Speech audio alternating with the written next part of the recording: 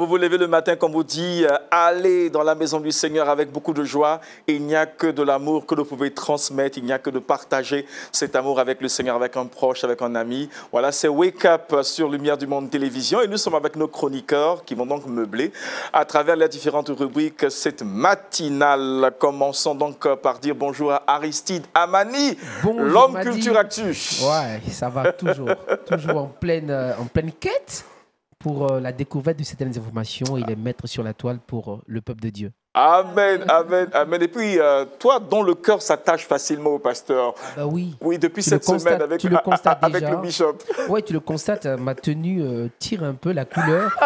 Forcément, je vais m'attacher forcément. Donc, je bénis le Seigneur d'être toujours auprès de mon Amen, amen.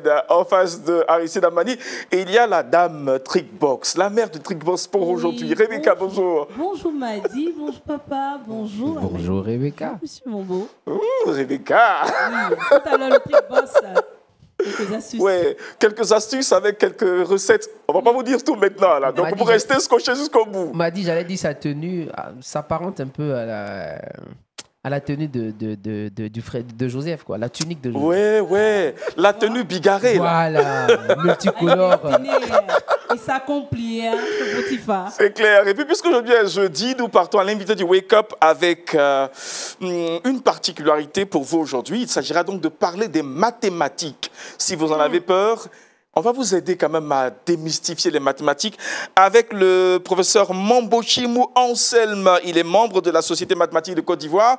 Il est enseignant, chercheur et écrivain. Bonjour à vous. Bonjour. J'espère que je n'ai pas écorché votre présentation. Non, vous avez tellement bien dit. Et donc aujourd'hui, nous allons parler donc des mathématiques. C'est cela? Oui. Et donc, ça sera pour tout à l'heure. Oui. Et puis, nous terminons avec le père du Wake Up ce matin, le bishop Jean Chitea de l'église de Dieu, la Nouvelle-Jérusalem de Liège. Là, j'ai tout dit, là, correctement. Ah, absolument, que Dieu soit béni.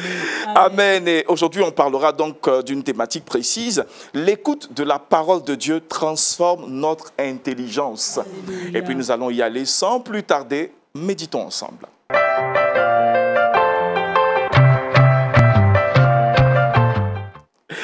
Bishop, nous sommes avec vous pour la méditation. Nous allons vous laisser donc l'entier contrôle. Merci, cher Madi. Quelle joie encore de se revoir. Amen. Surtout quand, le plaisir est partagé, Bishop. Surtout quand, dans un plateau comme celui-ci, on a Aristide qui est là. C'est vraiment mon fils. Hein. C'est confirmé. Et quand je vois Rebecca dans toute sa beauté, sa splendeur, et la tunique de Joseph. La tunique de Joseph. C'est une parole prophétique. Ouais. Donc Rebecca, cette année 2024 est une année de grande grâce. Oh, je sens l'onction de Dieu. Amen. La grâce et la bénédiction de Dieu. Amen, en Rebecca. Abondance, Rebecca. Et nous bénissons le Seigneur pour le cher docteur Mambo, avec qui nous étions en Israël, lors du dernier voyage en Israël de l'MTV, et que Dieu notre Père soit béni. Amen. Et surtout soit béni pour Madi, qui fait un travail extraordinaire. Merci. J'aurais souhaité, s'il vous plaît, si vous me permettez, dans mon temps de méditation ici, que nous puissions l'acclamer. Oh, est-ce qu'on peut l'acclamer? Merci beaucoup. Merci. Oui, parce que vous savez, il faut de la sagesse, il faut de l'intelligence, il faut la fluidité, la perspicacité, la rapidité d'esprit pour faire ce qu'il est en train de faire. Amen. Parce qu'il doit être capable de jongler dans toutes les circonstances et de rattraper tout ce qu'il faut rattraper. Amen. Ça veut dire que l'intelligence doit travailler très vite. Amen. Et c'est la raison pour laquelle je demandais qu'on puisse l'applaudir. Amen. Parce qu'il y a cette vivacité d'intelligence. Et nous bénissons le Seigneur pour cela. Amen. Et, Jésus. Amen. Et je voudrais saluer tous nos téléspectateurs. Vous avez bien fait d'être là sur Lumière du Monde Télévision. Que Dieu notre Père vous bénisse pour ce temps, ce moment et cette année. Nous croyons qu'une grande grâce est là pour vous, pour chacun d'entre vous. Amen. Alors, Amen. le thème que nous partageons ce matin, c'est justement l'écoute de la parole de Dieu. L'écoute de la parole de Dieu transforme notre intelligence. Et j'aimerais vous inviter à lire avec moi dans le livre d'Ésaïe. Ésaïe au chapitre 55, le verset 2 et le verset 3. Il est écrit ceci. Pourquoi pesez-vous de l'argent pour ceux qui ne nourrissent pas? Pourquoi travaillez-vous pour ceux qui ne rassasient pas? Écoutez-moi donc et vous mangerez ce qui est bon. Et votre âme se délectera de mets succulents. Et le verset 3 nous dit, prêtez l'oreille et venez à moi. Écoutez et votre âme vivra. Je traiterai avec vous une alliance éternelle pour rendre durable mes faveurs envers David, nous disent les Saintes Écritures. Alors, lorsque nous lisons ce texte, en fait, il y a tout un contexte. Le contexte, c'est l'histoire d'Israël. Et dans cette histoire d'Israël, dans le livre d'Ésaïe, nous voyons dès le début du livre comment est-ce que le Seigneur appelle Ésaïe. Dieu lui-même s'appelle, en fait, fait référence à l'intelligence dès le début. Parce que quand vous lisez Ésaïe chapitre 1er, il est écrit, versets 1 à 3, il est écrit « Cieux, écoutez, terre, prêtez l'oreille, car l'Éternel parle, j'ai nourri et élevé des enfants, mais ils se sont révoltés contre moi. Le bœuf connaît son possesseur et l'âne la crèche de son maître. Israël ne connaît rien. » Regardez ce qu'il dit ensuite. « Mon peuple n'a point d'intelligence. » N'a point d'intelligence parce qu'il n'écoute pas Dieu. Et alors, tout le texte d'Ésaïe, c'est d'amener d'abord le peuple de Dieu à faire une introspection, à s'examiner soi-même et à venir vers Dieu pour abandonner ses péchés. C'est pour ça qu'il est écrit au chapitre 1er toujours, au verset 18, il est écrit « Venez et plaidons, dit l'Éternel. Si vos péchés sont comme le cramoisi, ils deviendront blancs comme la neige. S'ils sont rouges comme la pourpre, ils deviendront comme la laine. » Et le verset 19 nous dit, pour quelle raison devons-nous nous repentir? Pour quelle raison devons-nous faire une introspection et abandonner le mal? Verset 19 nous dit, si vous avez de la bonne volonté et si vous êtes docile, vous mangerez les meilleures productions du pays. Vous voyez ce que Dieu dit? Ça veut dire par là que pour son peuple, le Seigneur veut le meilleur. Mais maintenant la question, est-ce que nous avons toujours le meilleur? Est-ce que dans l'Église, le peuple de Dieu mange toujours le meilleur? La réalité est que non. Pour quelle raison? Problème d'intelligence. Alors, quand vous lisez tout le texte, tout le livre d'Ésaïe, il y a plusieurs éléments dont le Seigneur parle. Et bien sûr, le clou même d'Ésaïe, c'est le Messie. C'est le Seigneur Jésus-Christ. C'est pour ça qu'il y a des prophéties, Emmanuel, Dieu avec nous, la Vierge sera enceinte et tout cela. Et comment l'Esprit du Seigneur reposera sur lui.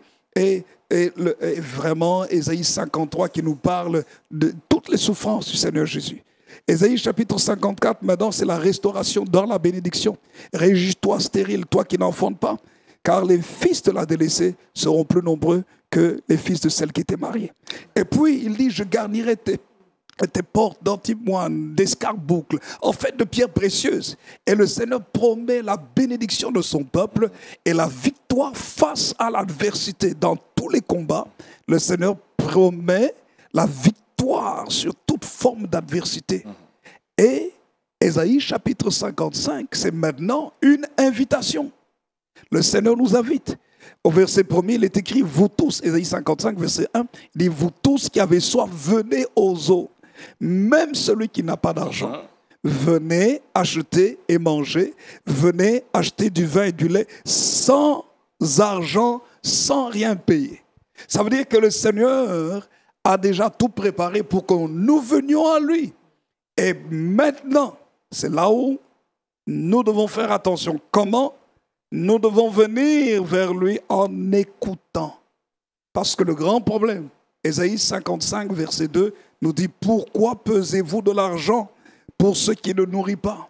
On travaille avec l'argent, on a l'impression que l'argent répond à tout. Et puis, il dit « Vous travaillez pour ceux qui ne rassasient pas. » On fait beaucoup d'efforts et on reste insatisfait. Et il dit maintenant « Écoutez-moi donc. Et vous mangerez ce qui est bon. » Oh, le temps me manque d'entrer en profondeur sur le mot juste bon. Mais regardez, et il dit, et votre âme se délectera de mes succulents. Et puis il dit ensuite, prêtez l'oreille. C'est-à-dire écoutez encore. Oui. Et venez à moi. Et il dit, écoutez et votre âme vivra. Que se trouve, qu'est-ce que nous avons dans l'âme? Notre pensée, nos sentiments, nos émotions, notre volonté. En fait, l'âme, c'est notre vie. C'est là où se trouve notre personnalité. Et le Seigneur dit, votre âme vivra. Malheureusement, nous trouvons aujourd'hui beaucoup de gens qui vivotent.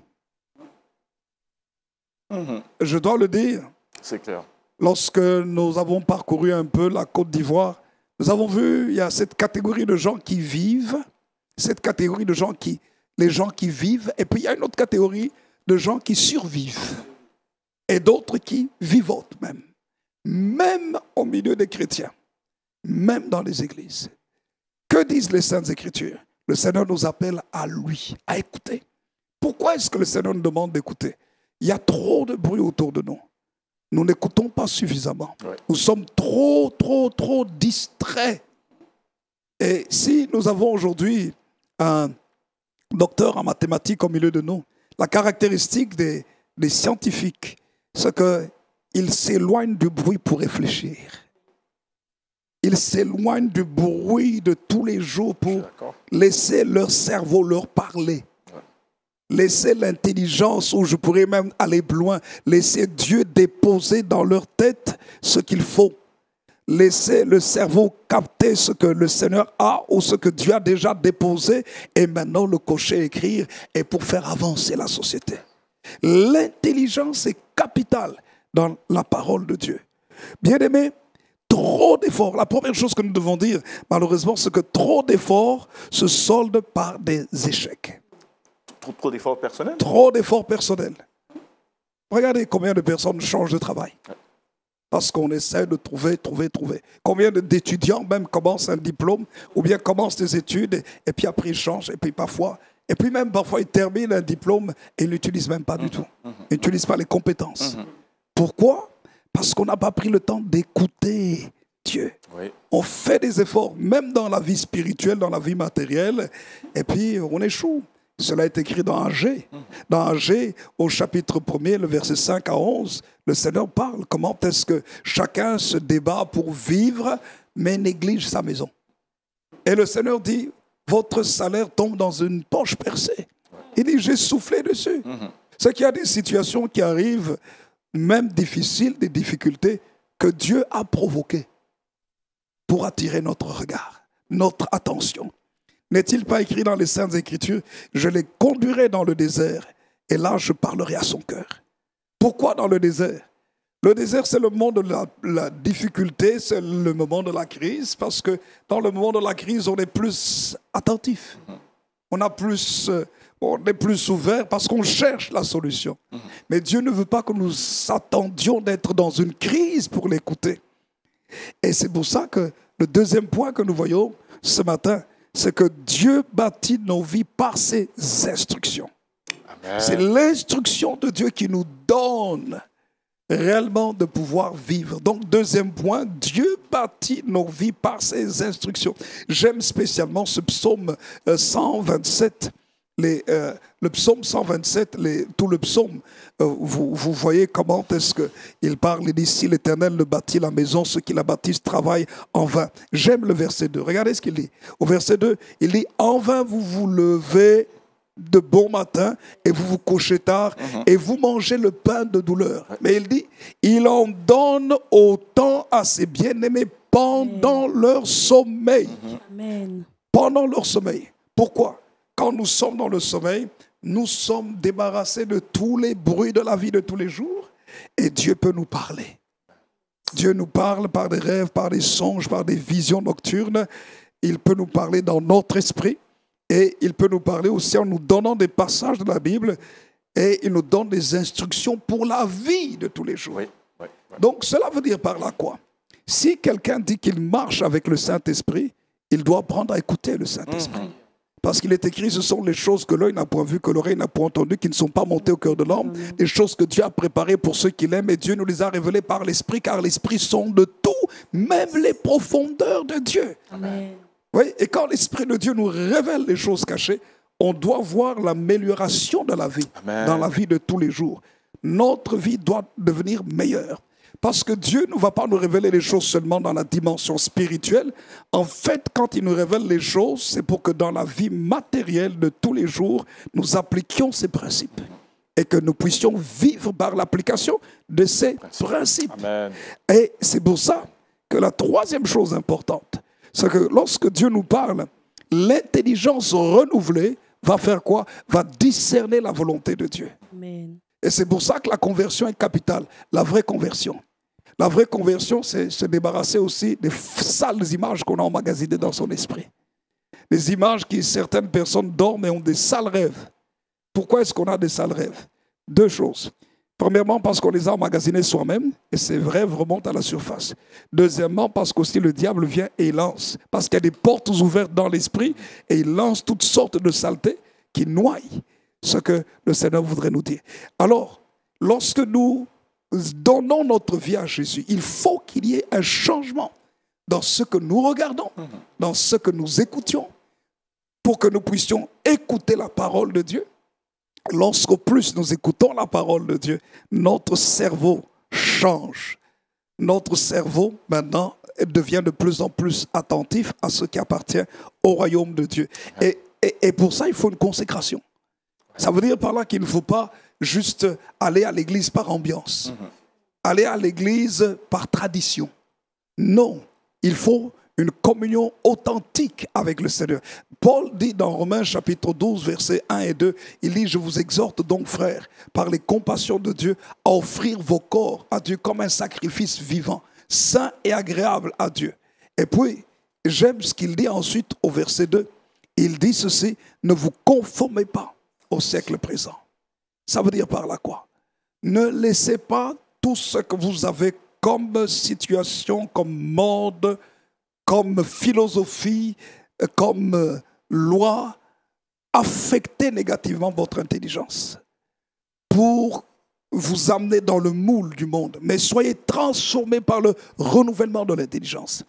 Le monde a une intelligence obscurcie. Et Paul le dit clairement dans Romains chapitre 1er. Les hommes ont l'intelligence obscurcie. Et Jésus vient ouvrir notre intelligence pour que nous puissions connaître la volonté de Dieu. Amen. Et que nous puissions faire quoi? Obéir à la loi de Dieu. J'aimerais mettre une parenthèse ici. La parenthèse, c'est qu'aujourd'hui, beaucoup de gens disent nous sommes sous la grâce et non sous la loi. Oui. Alors quand ils disent nous sommes sous la grâce et non sous la loi, c'est vivons. Alors que quand nous lisons la parole de Dieu, le but de la loi, c'est de nous rendre plus sages pour un meilleur comportement. En fait, le but de la loi, c'est de nous amener dans la justice de Dieu. Ouais. Jésus, dans Matthieu chapitre 5, a dit qu'il n'est pas venu abolir la loi, mais accomplir la loi. Amen. Tant que la terre, le ciel et la terre subsisteront, pas un seul iota de la loi ne disparaîtra. C'est-à-dire que la loi est toujours valable, mais cette loi que l'homme ne peut pas accomplir entièrement, Jésus l'a accomplie. Amen. Et quand maintenant nous avons Jésus en nous, nous accomplissons ce que Dieu veut que nous accomplissions. Amen. Et là, quel est le but de la loi? Regardez un peu dans le livre de Deutéronome. Oh, ça c'est un des textes que j'aime beaucoup. Et parce que, avant que je termine, Deutéronome chapitre 4, il est écrit concernant les enseignements que Dieu donne à son peuple. Deutéronome 4, verset 6. Vous les observerez et vous les mettrez en pratique, car ce sera là votre sagesse et votre intelligence aux yeux des peuples qui entendront parler de toutes ces lois et qui diront cette grande nation est un peuple absolument sage et intelligent. La sagesse et l'intelligence, ce n'est pas simplement dire voici Dieu me dit que prophétie. C'est bien, c'est une bonne chose. Mais si tu prophétises et que tu n'es pas capable d'aller dans une toilette normale, ce n'est pas normal. Ouais. D'autres nations qui ne prophétisent pas ont des belles toilettes. Juste ça. Ont des toilettes saines. Mais toi, tu prophétises, Mais tu es capable de tomber malade juste aller à la toilette parce que tu n'as pas eu l'intelligence pour faire des toilettes, des sanitaires convenables. Ce qui est un problème. Oui. L'intelligence, selon Dieu, n'est pas simplement, entre guillemets, le discernement des choses cachées où on a vu le démon, on a vu telle vision et puis on est capable de l'expliquer. Mais tu peux être capable d'expliquer toutes les visions, mais si tu n'es pas capable de vivre la vie normale, c'est un problème. Et bibliquement parlant, le Seigneur nous donne l'intelligence pour savoir profiter de tout ce qu'il a mis autour de nous. Tu ne peux pas être un enfant de Dieu. Alors, je vais parler de la Côte d'Ivoire. Nous avons ici en Côte d'Ivoire un pays vert extraordinaire. Et tu es enfant de Dieu et tu es incapable de manger correctement dans un pays vert, un pays fertile, ce qui est un problème. Ce qu'il y a un problème dans l'intelligence. Et le Seigneur vient ouvrir notre esprit, notre intelligence pour que nous voyions tout ce qu'il a mis devant nous et que nous sachions en profiter. L'intelligence renouvelée. Amen. Que le Seigneur notre Dieu nous bénisse. Amen. Et qu'ensemble, en tant que peuple, peuple de Dieu, que nous puissions dire, Seigneur, ouvre-moi l'intelligence pour que je comprenne Amen. les secrets du royaume de Dieu, mais que j'applique les principes de la vie sur terre pour être heureux. Et là, vous voyez l'histoire d'Israël. Dieu prend Moïse, amène Israël dans le désert et le fait vivre. Dieu donne la sagesse et l'intelligence à Joseph pour faire vivre la nation dans des situations difficiles. Ça veut dire par là, la sagesse de Dieu doit être capable de nous permettre de vivre dans les grandes épreuves et de vivre et de nous en sortir et de faire du bien aux autres. Et tous les textes de la Bible, dans l'Ancien Testament comme dans le Nouveau Testament, cette Bible, c'est l'intelligence naturelle, mais l'intelligence spirituelle aussi, pour que nous vivions dans toutes les dimensions de la vie, sous n'importe quel régime, même sous l'action des sorciers, des magiciens, des occultistes. Notre intelligence chrétienne ne peut pas être bloquée par les sorciers. C'est clair. C'est pas possible. Amen. Pourquoi? Parce que nous avons en Christ en nous, celui dans lequel se trouvent tous les trésors de la science et de la connaissance. C'est quoi l'intelligence? Si nous avons Christ en nous, quel est le sorcier qui va bloquer mon intelligence? J'ai la lumière qui brille, le sorcier est dans les ténèbres. Il essaie de venir, il lance ses flèches ténébreuses. La lumière absorbe les flèches ténébreuses. Il ne peut rien faire. Avec Dieu, nous ferons des exploits. Alors que Dieu, notre Père, bénisse notre intelligence et que nous soyons plus intelligents en étudiant, en nous formant, en observant, en étudiant les choses naturelles comme les choses spirituelles. Et soyons la tête et non la queue. Que le Seigneur nous bénisse. Amen. Merci beaucoup. Je voudrais que nous puissions recevoir encore cette parole de Dieu. Elle est forte. Amen. Que l'Éternel soit béni. Je crois qu'il y a tout dedans. C'est du tous en un. Voilà, il y a l'instruction que nous devons recevoir. Dans la parole de Dieu, il y a tout le contenu, tout le contenu, tout le nutriment, pour le dire ainsi, pour que nous puissions croître, mais surtout apprendre à écouter et puis recevoir de par l'écoute l'intelligence que seul Dieu nous sait nous donner. Voilà. Donc, sur notre couche, dans les moments calmes, il sait créer les temps et les circonstances pour que nous puissions l'écouter et avoir ces instructions qui nous communiquent dans cette intelligence au fur et à mesure. Bishop, j'espère que je n'ai pas trop écorché la compréhension. Non, c'est très bien. Et pourquoi? Parce que nous écoutons lorsque quelqu'un vous parle. Oui, bien sûr. Et nous recevons quelque chose en plus. C'est pour ça que j'aime écouter. C'est cela même. Oui, amen, j'aime amen, écouter. amen, amen. Et je peux prendre des heures pour écouter quelqu'un. Amen. Vous voyez, par exemple, dans la relation d'aide, je ne voudrais pas être long, mais dans la relation d'aide, quelqu'un vient avec un problème. Qu'est-ce que vous devez faire? Lui donner tout de suite la solution? Non, écoutez. Il va vous parler, écoutez, écoutez. Mais pendant qu'il écoute, analysez. Comprenez où se trouve le vrai problème. Là, vous pourrez l'aider. Alors, c'est pour ça que j'écoute. Et puis, on va écouter, tout à l'heure, on va écouter Aristide, certainement, qui a une information majeure aussi à donner. De par cette information, on va apprendre à discerner ce qui se passe et puis comment garder une posture qui nous permet d'être aussi victorieux dans nos combats. Allons donc à Culture Actu.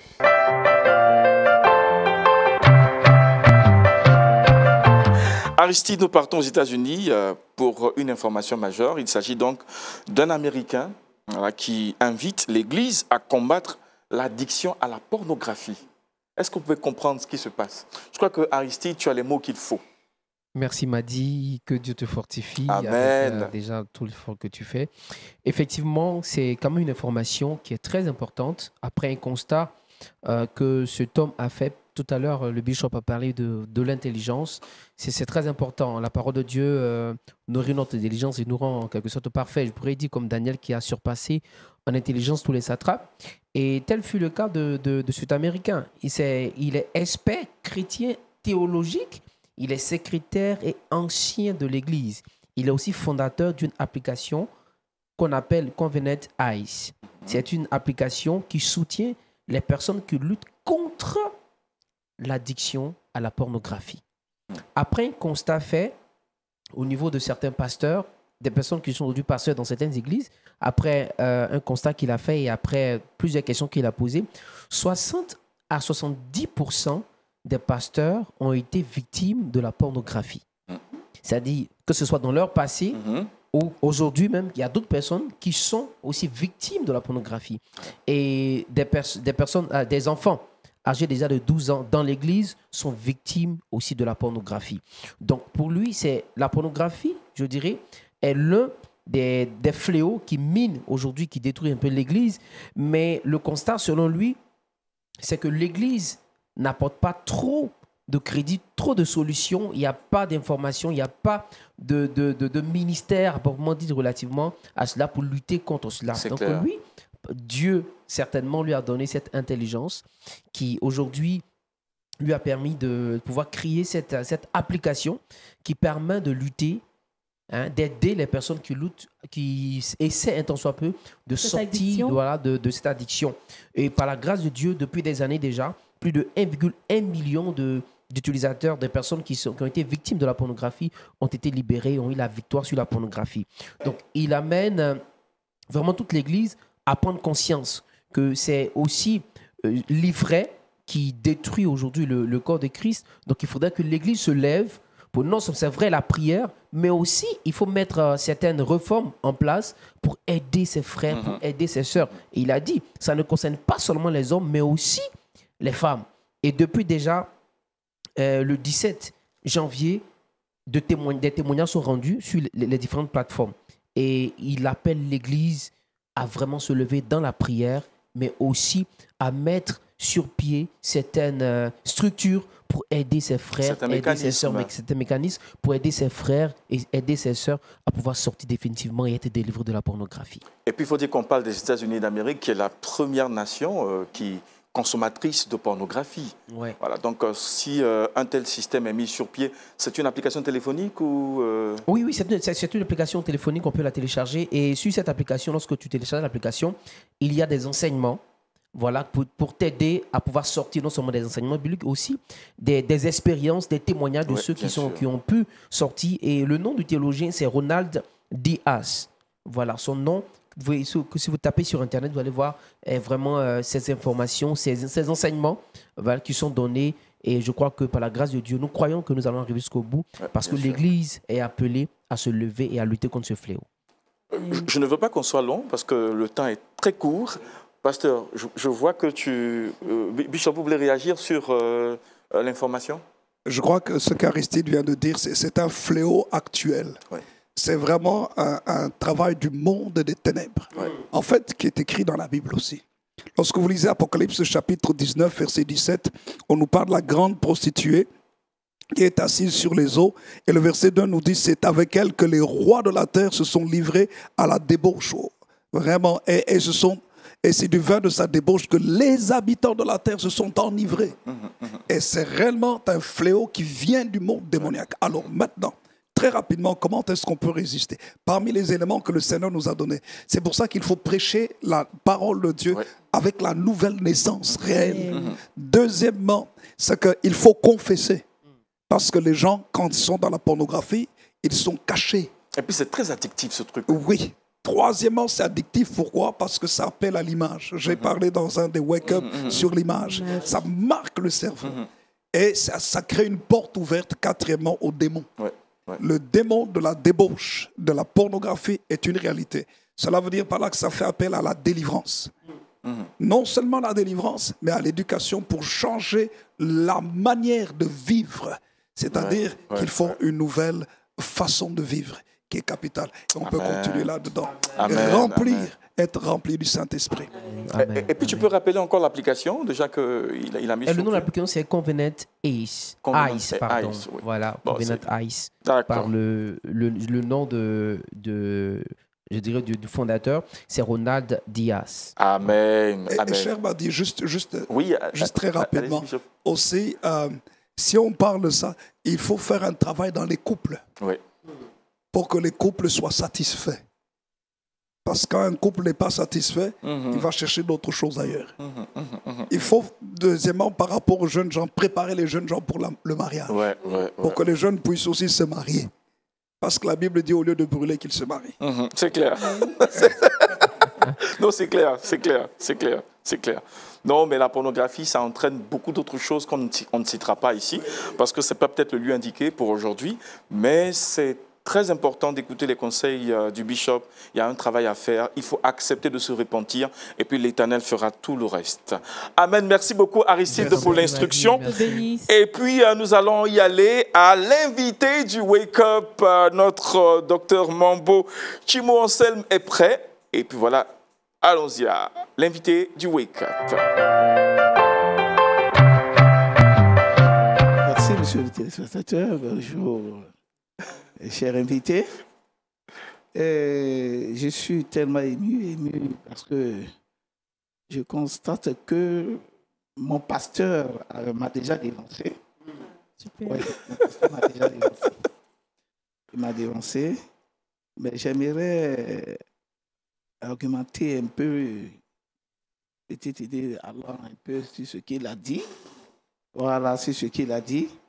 Il faut dire que aujourd'hui, le combat de nos jeunes chrétiens, vraiment nos jeunes chrétiens ont besoin sérieusement de la parole.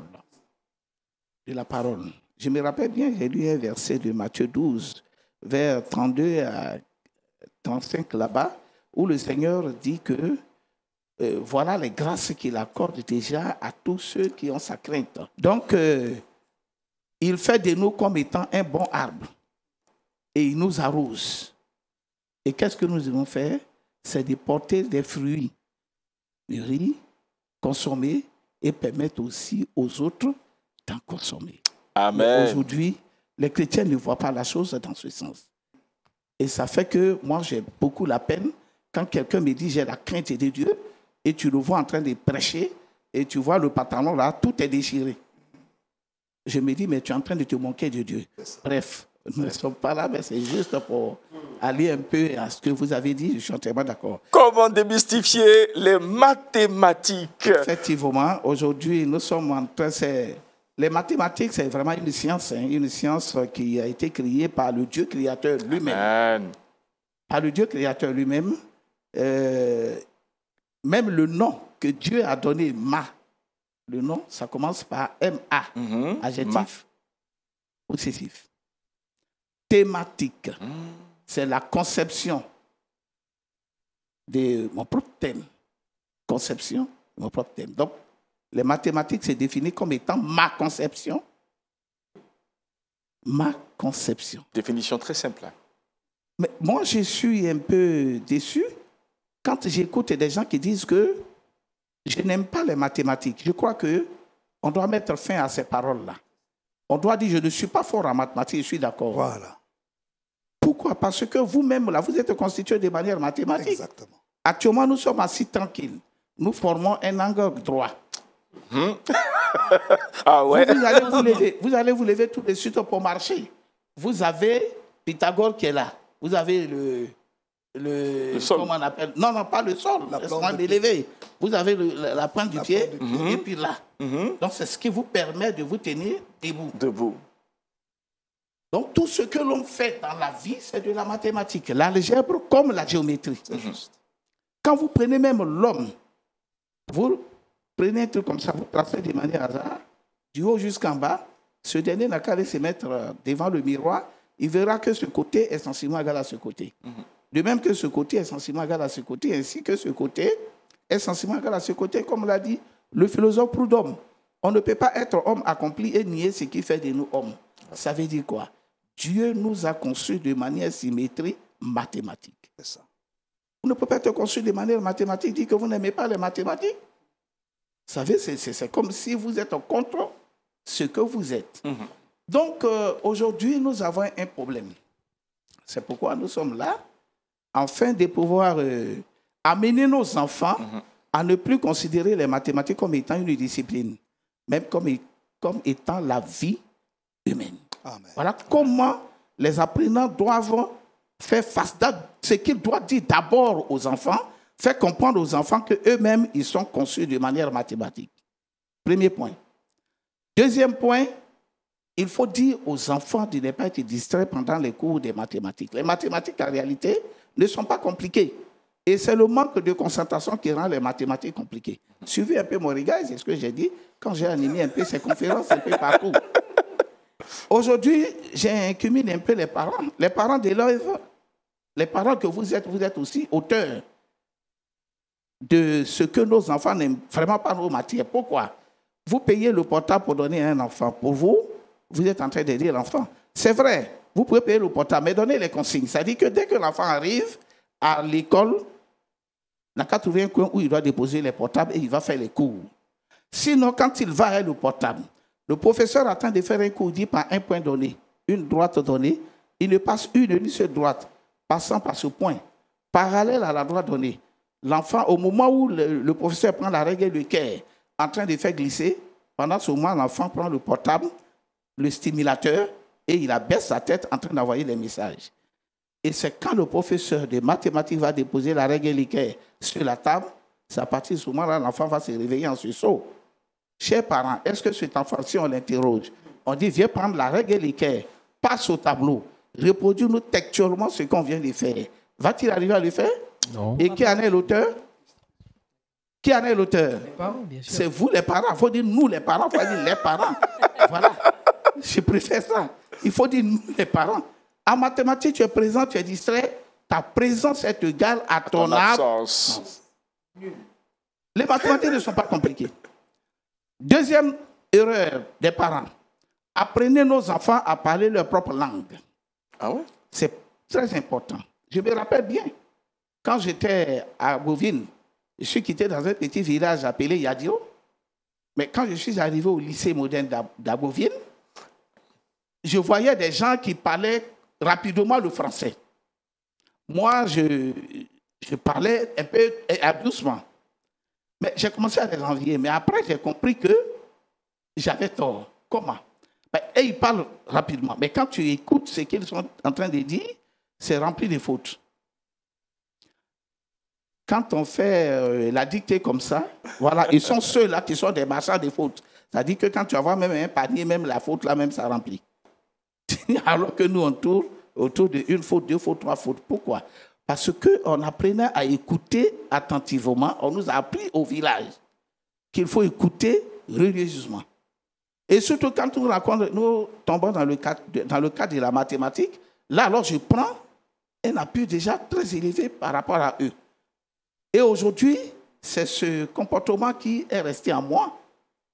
Quand le professeur dit, j'étais quelque part là, c'est pas avant-hier, au lycée là, dans un lycée dont je refuse de dire le nom, j'ai dit à un élève de 3e, 80 moins 90.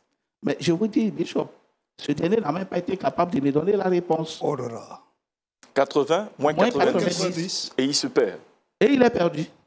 J'étais obligé de dire, ben tiens, ramène ça à la vie humaine. Il dit, mais comment? Il dit, à partir d'aujourd'hui, considère le moins comme étant plus. Comme étant avoir. Crédit, pardon. Le moins comme crédit, le plus comme avoir. Donc, on a 80 moins 90. Tu as 80 mangues, alors que tu dois 90 mangues à quelqu'un. La personne se présente à toi, tu fais quoi? L'enfant répond, il dit, même, je lui donne tous les 80 mangues. Il dit, est-ce que tu as fini de payer tes crédits? Il dit, non. Il dit, il reste combien? Il dit qu'il reste 10. Il dit, mais crédit, il avait dit quoi? Il dit, moins. L'enfant a mis moins 10. Le professeur qui était à côté de moi dit, non, il n'a pas compris. J'ai dit, si, changeons un peu la chose. Cette fois-ci, j'ai mis un moins devant. J'ai mis moins 120, plus 140. L'enfant raisonne. Il dit, mais monsieur, tu as dit le moins c'est crédit. Le plus c'est avoir. Donc j'ai 140 mangues. Alors que je dois 120 mangues à quelqu'un. La personne arrive, je lui donne tous les 120 mangues. Monsieur, il me reste 20. Et l'enfant me demande, est-ce que j'ai trouvé? Je dis oui. Tu as trouvé. C'est une bonne méthode, ça. Donc, je vois un peu pourquoi nos enfants ont la peur bleue des mathématiques. Ça dépend aussi de tous ceux qui donnent les cours, les enseignants. Ouais. Voilà le problème aussi de ce L'approche. côté-là. Il faut éviter l'enfant à faire des rabâches mécaniques. Ça veut dire quoi? Éviter l'enfant à bosser les mathématiques par cœur. Et je m'évertue chaque fois à dire ça au professeur. Ce que vous-même, vous ne pouvez pas faire, ne demandez pas aux enfants de le faire. Aujourd'hui, on dit A plus B, le tout au carré, c'est égal à A au carré, plus 2AB, plus B au carré. Et j'ai dit au professeur, la manière dont tu as mis A plus B, le tout au carré, là, à la place de A, il faut mettre 2X. À la place de B, même plus 5. Donne-moi la réponse comme tu as demandé aux enfants de bosser par cœur. Mais aucun professeur ne peut donner directement la réponse.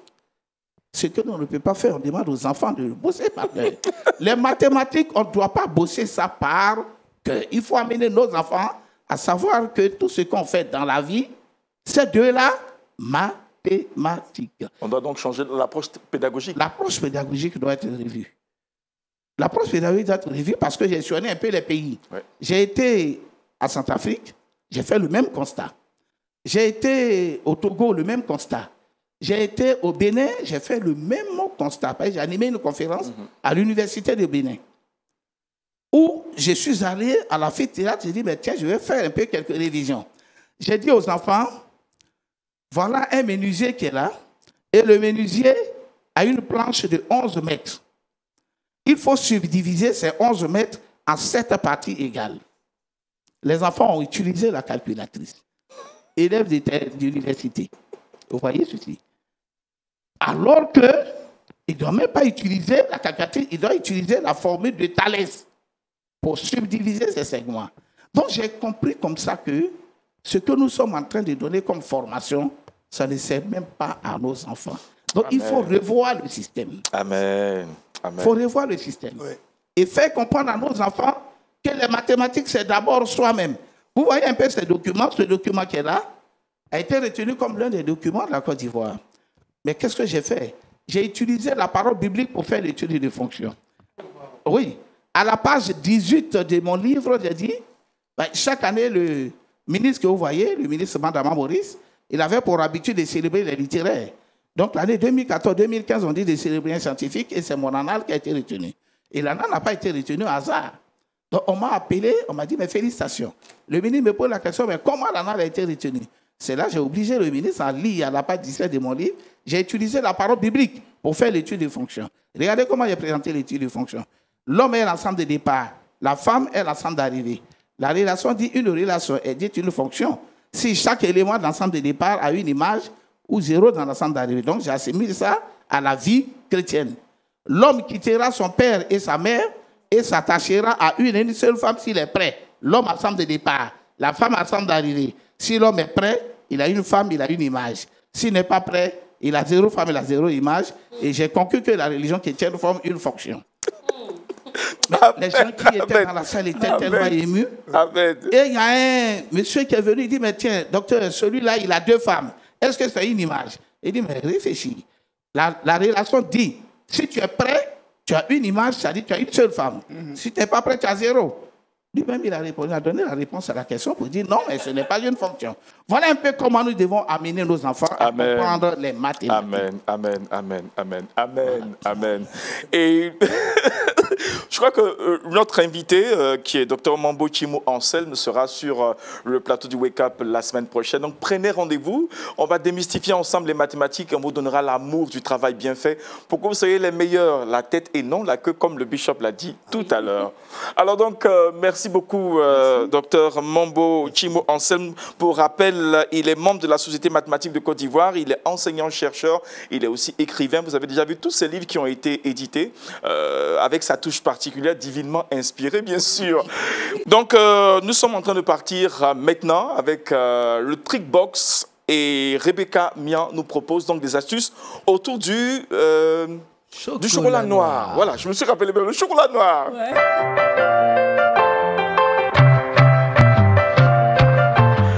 Rebecca, le chocolat noir et ses astuces et ses bienfaits.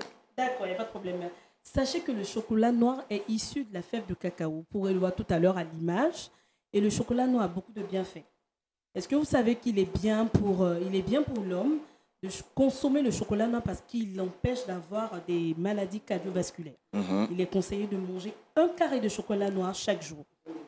Il est conseillé aussi de consommer le chocolat noir pour nous donner du top dans le moral. Par moment, on vient, on est un peu affaissé, on a des problèmes, la fatigue. Il est conseillé de... C'est rempli de calories. Oui, ouais. C'est riche en antioxydants aussi. Donc, il est bien de le consommer pour avoir un moral au top et tout.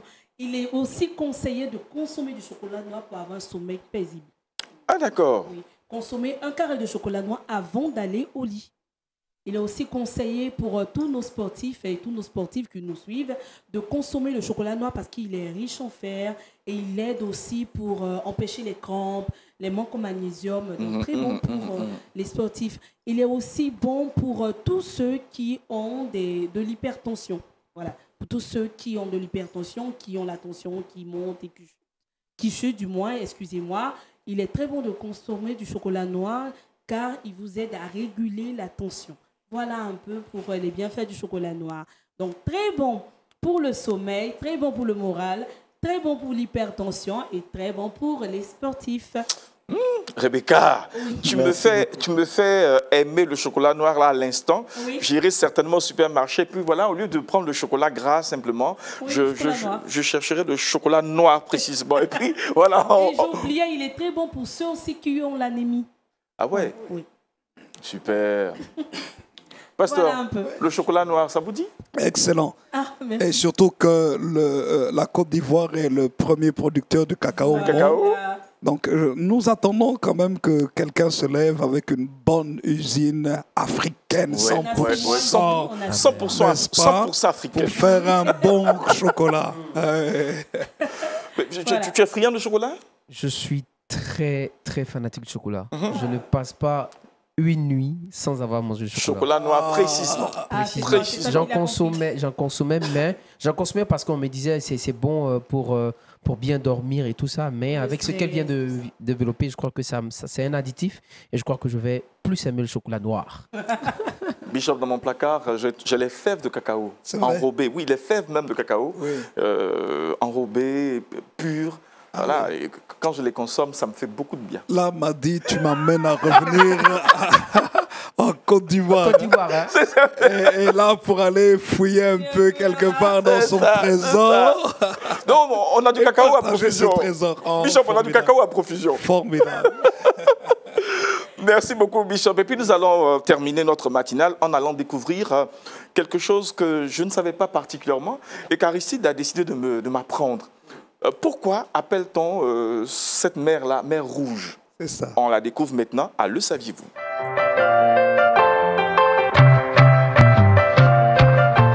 La mer Rouge avec Aristide. Pourquoi appelle-t-on l'appellation la mer Rouge? Oui, plusieurs questions, mais pourquoi? Bon, il n'y a pas seulement la mer Rouge, on parle de la mer Morte, on parle de la mer Noire et tout ça, mais pour ce numéro, je parlerai de la mer Rouge. Pourquoi cette appellation, la mer Rouge?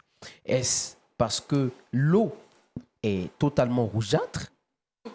Est-ce parce que pour d'autres faits, on ne sait pas. Mais il y a plusieurs suppositions, il y a plusieurs hypothèses autour de ce nom. Mais je vous donnerai quand même une information qui certainement va vous aider à savoir pourquoi on parle aujourd'hui de la mer Rouge. Et quand on parle de la mer Rouge, en relation avec la Bible, vous avez certainement l'histoire du peuple d'Israël par le biais de Moïse qui a, par la puissance du Seigneur Dieu, voilà, a coupé la mer et Israël a pu traverser à pied sec. Donc, nous avons le livre de Exode. Mais relativement à cela, l'une des informations qu'il faudrait avoir, c'est que la mer Rouge est appelée mer Rouge du fait qu'il il y a des végétaux, hein, chlorophylliens, là je suis en train de parler là, je suis en SVT. Scientifiquement. Voilà, scientifiquement parlant. Voilà des végétaux chlorophylliens, je vous donne le nom, aquatiques, qui ne possèdent ni de racines, ni de feuilles, ni de fleurs. Mais ils ont une substance en eux. Et cette substance est parfois rougeâtre. Et elle est manifeste lorsque nous voyons ces végétaux-là qui meurent. En fait, on voit toute l'eau qui devient rouge. Et c'est dans cela, je dis, c'est parmi ces hypothèses, l'une des hypothèses, c'est relativement aux algues. Et les algues, comme je l'ai dit, ce sont des végétaux chlorophylliens aquatiques, voilà, qui ne possèdent ni de fleurs, ni de racines, mais qui sont dans l'eau, ni de fleurs également. Et lorsqu'on parle de ces végétaux qui meurent, alors la couleur rougeâtre qui est en eux, cette couleur rougeâtre vient à la surface des eaux, et c'est l'une des hypothèses un peu qu'on parle plus de sur l'eau. mais rouge. Wow. Sinon, ce n'est pas parce que l'eau est totalement rouge. Et la mer Rouge est l'une des eaux les plus salées sur ce globe terrestre. Voilà. Donc, C'est aussi dû à ces algues? Non, pas vraiment. Non, ça n'a rien à voir avec les algues pour cette voilà, salinité, la coloration seulement. D'accord, super. Merci Aristide. La mer Rouge. Aristide. Qu'est-ce qui rend cette mer-là aussi si salée? Bon, ça sera peut-être l'objet d'un autre. Oui, saviez-vous certainement. Oui. On va le découvrir après. Et puis, laissons donc le mot de fin à notre invité du jour, c'est-à-dire le pasteur Jean Titia. Merci, cher Madi. Juste pour dire à chaque enfant de Dieu, en tant qu'enfant de Dieu, nous devons être les plus intelligents. Amen. Amen. Développons notre intelligence. Amen. Parce que la parole de Dieu nous parle de plusieurs personnes dans les Saintes Écritures qui ont été excellents. Ces personnes ont été excellentes dans les différents milieux de vie et nous devons cultiver cette dimension de connaissance. Moïse, dont on vient de parler, en a traversé la mer Rouge, a été instruit selon la science égyptienne. Et Dieu l'a utilisé puissamment pour libérer Israël et faire d'Israël une nation, grâce à l'intelligence. L'apôtre Paul, dans le Nouveau Testament, par rapport aux autres qui étaient des pêcheurs de poissons, Paul était un érudit ayant reçu l'instruction au pied de Gamaliel, docteur de la loi, et grâce à cela, il a écrit les 2/3 du Nouveau Testament, avec une intelligence extrême dont l'apôtre Pierre parle même et loue cette intelligence. Amen. Donc, soyons intelligents. Amen. Étudions, travaillons. Et j'aimerais dire aux jeunes gens qui sont trop vite en train de pouvoir faire leur petit business, restez à l'école.